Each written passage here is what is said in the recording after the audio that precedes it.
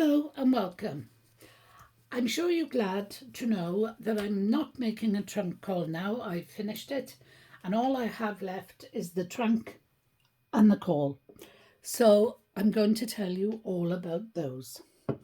This we'll start with is the ceramic money box, made to look like I would say 50s, 60s style telephone. It's cream, it's ceramic, and these little flowers on it are, I'll bring it a little bit closer for you, are either hand painted or stamped. They could be stickers, but it's very unlikely with that sort of date on it.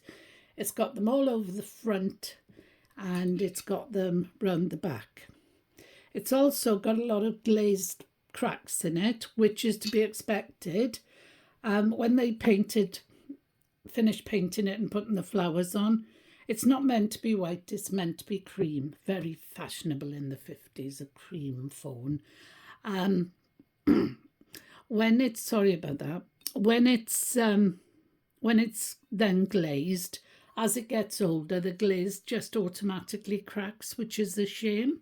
If I turn it upside down, the right way round rather, I can tell you that it's by Arthur Wood's Pottery, made in England, and that word that's half covered with the stopper is quality. And of course this particular maker, Arthur Wood, his stuff is of a very high quality. It's beautiful. So what else can I tell you? Now this green felt ring, it could have been on there when they made it, but that's where the numbers are supposed to be. So I think it's more likely that it's been put on to hide an imperfection since it's left the factory. Maybe somebody chipped it, or the kids tried to get the numbers off, you know what kids like. And so that has been put in to hide the imperfection, that we won't know what it is because that's almost impossible to get out. And to be honest, I wouldn't want the job of sorting it out afterwards, so I shan't be doing that. So there it is, a beautiful telephone by Arthur Woods.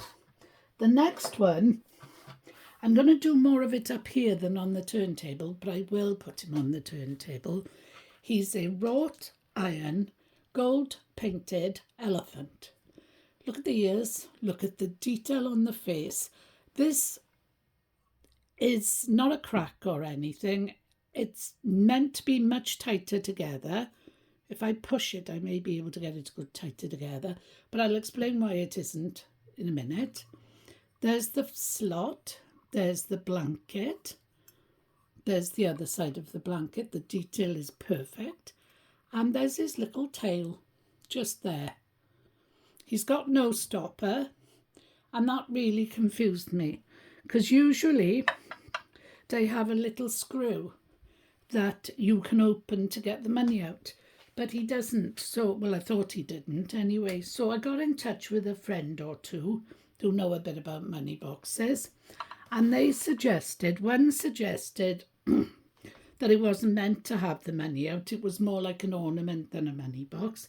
And the other one suggested there could be a little hook that could have hung down here by his trunk, or when he turns round, hanging from there on his tail.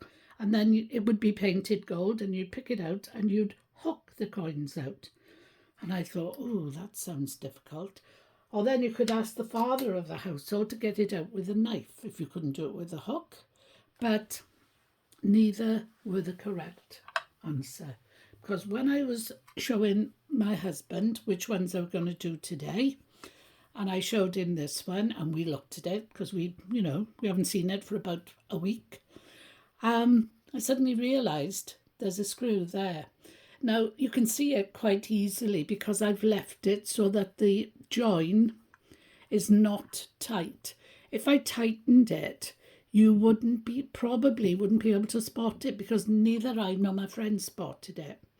So there it is. I'm going to put him back. I know he hasn't had much of a turnaround, but he's so tiny. So what I will say is, come back again anytime.